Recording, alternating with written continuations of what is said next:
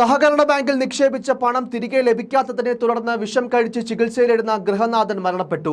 നെയ്യാറ്റിൻകര മരുതത്തൂർ സ്വദേശി തോമസ് സാഗരമാണ് മരണപ്പെട്ടത്. അതിദാരുണമായ വാർത്തയാണ് പുറത്തുവരുന്നത്. മകളുടെ വിവാഹാവശ്യത്തിനായി സഹകരണ ബാങ്കിൽ നിക്ഷേപിച്ച 5 ലക്ഷം രൂപ തിരികെ എടുക്കാൻ കഴിയാതെ വന്നതോടെയാണ് ഏപ്രിൽ 19 ഇദ്ദേഹം വിഷം കഴിച്ച് ആത്മഹത്യയ്ക്ക് ശ്രമിച്ചത്.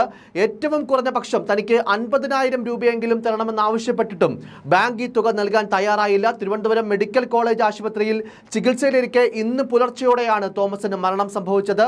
നെയ്യാറ്റിൻകര പെരുമ്പഴുതൂർ സർവീസ് സഹകരണ ബാങ്ക് തോമസ് നിക്ഷേപിച്ച 5 ലക്ഷം രൂപ മടക്കി നൽകാത്തതിനാലാണ് ഇദ്ദേഹം വിഷം കഴിച്ചതെന്ന് അടുത്ത ബന്ധുക്കളടക്കം പറയുന്നുണ്ട്. അങ്ങേയറ്റം ദുഃഖകരമായ ഒരു വാർത്ത തന്നെയാണ്. കേരളത്തിലുടനീളം ഓരോ സാധാരണ മനുഷ്യരും ചോര നീരാക്കി സഹകരണ ബാങ്കുകളിൽ അവരുടെ അധ്വാനത്തിലൂടെ സമ്പാദിച്ച പണം തിരികെ എടുക്കാൻ കഴിയാത്ത അവസ്ഥയാണ്. സഹകരണ ബാങ്കുകളുടെ അനാസ്ഥ കൊണ്ട് പൊലിയുന്നത് വളരെ സാധാരണക്കാരായ ആൾക്കാരുടെ ജീവനാണെന്നുള്ളതാണ്.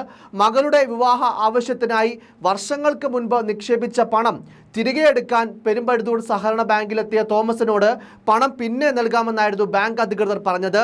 നിരവധി പേർക്ക് കൊടുത്ത വായ്പകൾ തിരികെ ലഭിക്കാത്ത സാഹചര്യത്തിൽ ബാങ്ക് സാമ്പത്തിക ഞെരുക്കത്തിലാണെന്ന മുടന്തൻ ന്യായമാണ് സംഭവവുമായി ബന്ധപ്പെട്ട് ബാങ്ക് അധികാരികൾക്ക് പറയാനുള്ളത്.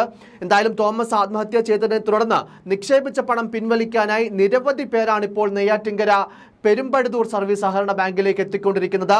കോൺഗ്രസിന്റെ ഭരണസമിതിയാണ് നിലവിൽ ബാങ്ക് ഭരിക്കുന്നതെന്നും അറിയാൻ കഴിയുന്നു. എന്തായാലും കണ്ടലയും കരുവന്നൂരും കടന്ന് കേരളത്തിലെ സർവീസ് സഹകരണ ബാങ്കുകളുടെ അനാസ്ഥയും അഹങ്കാരവും മൂലം ഒരു ജീവൻ കൂടി പൊലിഞ്ഞുവെന്നതാണ് പറയേണ്ടത്.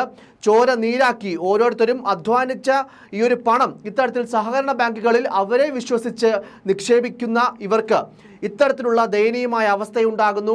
ഈ നിക്ഷേപിച്ച പണം ഒരു യാചകനെ പോലെ സഹകരണ ബാങ്കുകളുടെ മുന്നിൽ ഭിക്ഷയാചിച്ച് തിരികെ വാങ്ങേണ്ട അവസ്ഥയിലാണ് ഓരോ നിക്ഷേപകരും. കേരളത്തിലെ സഹകരണ ബാങ്കുകൾ തോമസിനെ പോലെയുള്ള മനുഷ്യരെ ഇഞ്ചിഞ്ചായി കൊന്നുകൊണ്ടിരിക്കുകയാണ്.